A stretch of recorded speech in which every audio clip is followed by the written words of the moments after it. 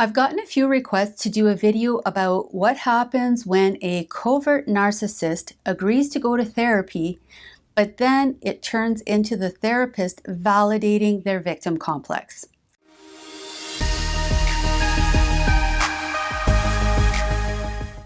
Okay, so here's an example of one man's experience with this, and note that I did change some details to protect anonymity. So here's what he said. I helped my girlfriend realize her pattern of toxic behavior, and I actually managed to get her to agree to go to therapy. The therapist diagnosed her with co-occurring NPD and BPD, and I was so relieved when she started talking about wanting to change. We had hours and hours of deep, long conversations where she was very honest about the pain she causes and why she thinks she behaves in the ways that she does. The therapist told her that I was a great influence and support in her life, which she thanked me for multiple times. It really seemed that our ship was turning around. But fast forward a few months, and now the therapist is supposedly seeing red flags in my behavior and helping her set boundaries against me. These boundaries include her being allowed to text her ex-husband whenever she wants, despite the fact that she cheated on me with him and even left me for him once. It seems my girlfriend is manipulating the therapist and getting her to validate that she's the victim and I'm the problem. And I'm not saying I haven't done anything wrong in this relationship. I'm totally willing to work on myself too, but I'm realizing that therapy is actually making things worse. I'm Lise Leblanc, and in today's video, I'm talking about what you can expect if your narcissistic partner agrees to go to therapy. And at the end of this video, I will give you 5 things that you as a partner will need to know if you're going through this type of situation. If you suspect that your partner is a narcissist, let me first say that it is a bad idea to call them out as a narcissist. All right, you're a narcissist? You're a sociopath? You're probably a psychopath.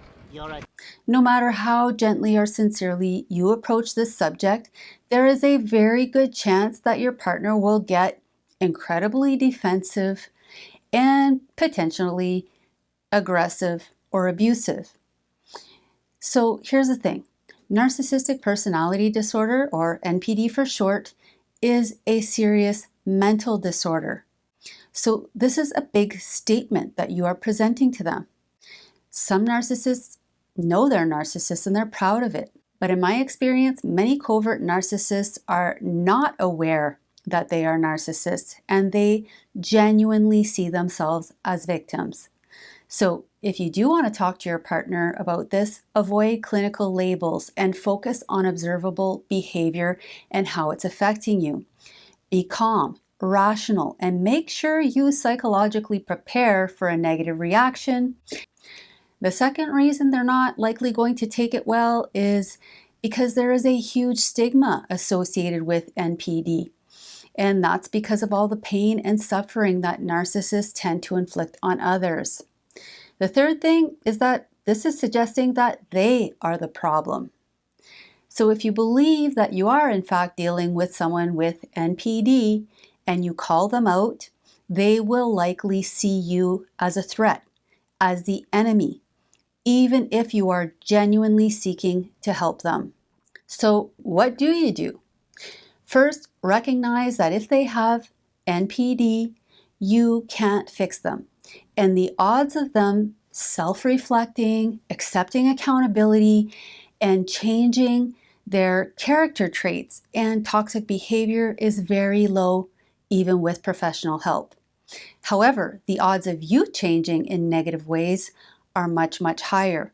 So perhaps instead of using your energy to save the narcissist, use that energy to save yourself, to break the trauma bond, to heal, to figure out what attracted you to this relationship, and so on.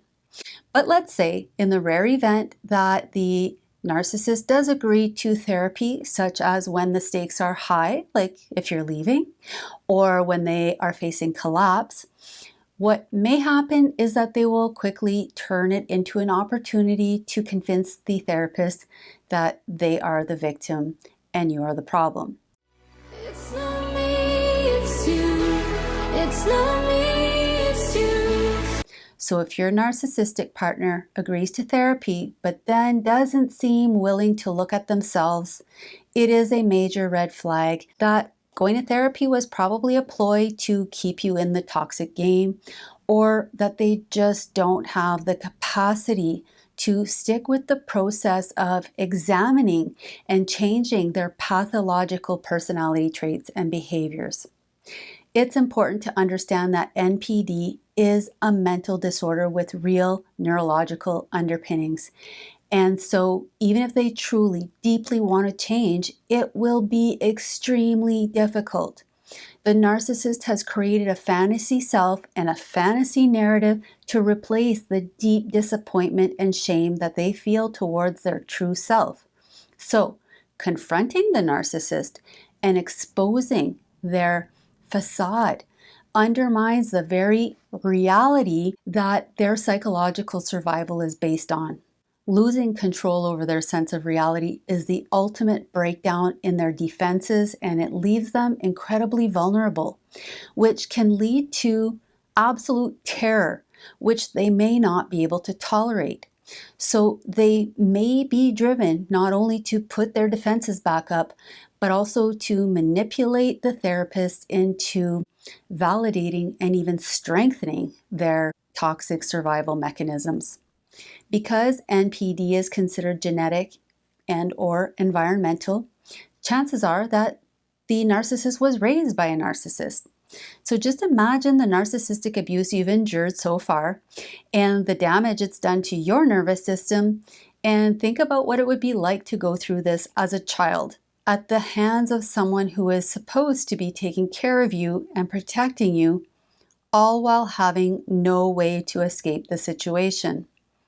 So, just for a moment, imagine having to deconstruct the very beliefs and behaviors that helped you survive in this world since childhood. Imagine questioning the very basis of your personality, of your reality, all while your brain is twisting things up and your emotions are playing tricks on you, and you've learned early on that people can't be trusted. These are some of the challenges that narcissists face.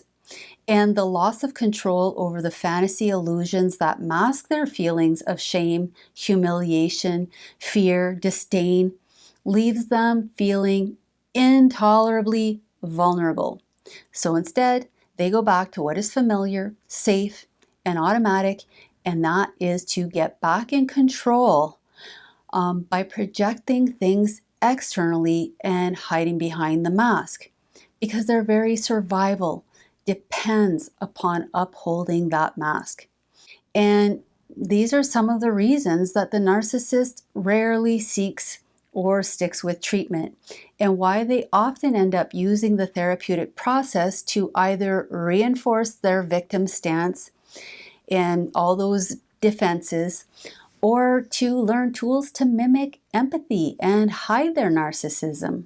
But let's say in the event that they genuinely engage in therapy, and in the case that you are a partner who is seeking to support them through their healing process, you will need to recognize and understand these 5 things. Number 1, they are facing a long uphill battle. This is going to be hard, and it is not going to change overnight. The narcissist is not only fighting against their conditioning, they are fighting against their own biology and their own sense of reality.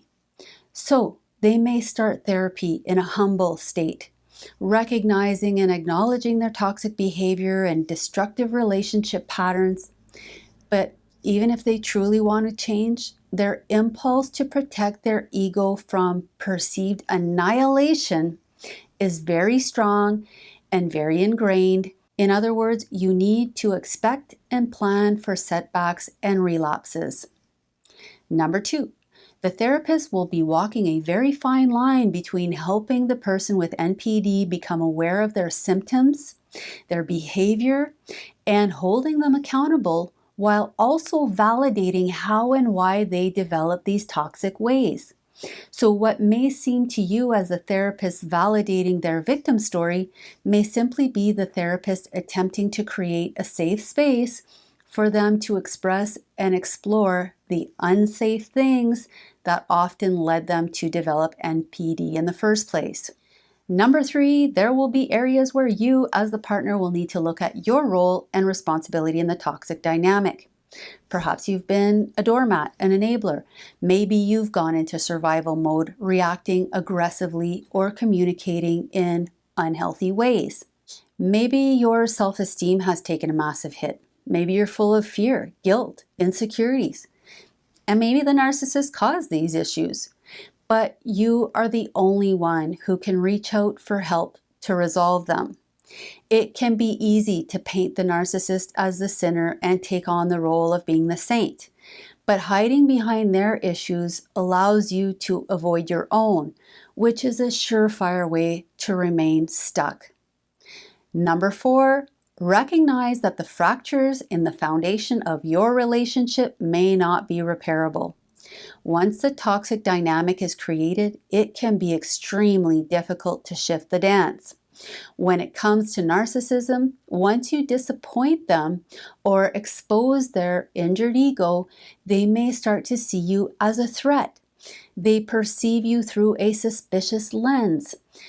They get back at you, and it doesn't matter what your intentions were or even if you did anything wrong. In their mind, you've betrayed them, and once this happens, it causes the narcissist to shield themselves from you and attack you. This can make it impossible to rebuild trust, respect, and emotional safety.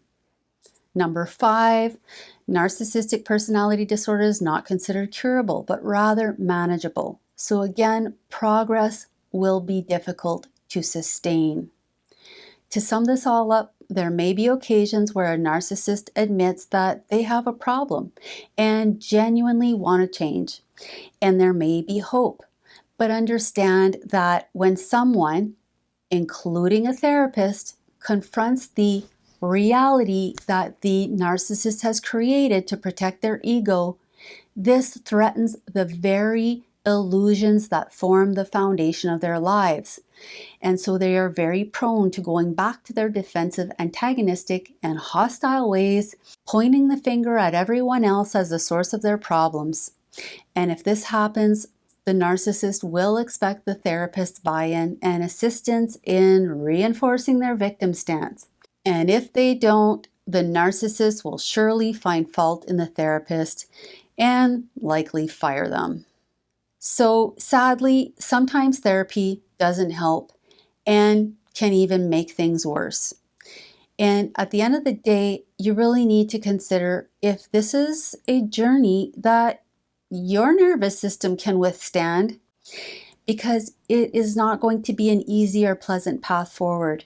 And unless you're seeing consistent effort, decrease in symptoms, and actual change in your partner's behavior over time, I would suggest that you take a step back and examine the micro and macro shifts you need to make in your own life to maybe get out of this situation. You should probably run. For more information on recovering from a toxic relationship, please click on the link that I've included in the description section of this video. To learn more about trauma bonding, please click on the link above. And lastly, if you like this video, please subscribe to my channel and hit the notification bell.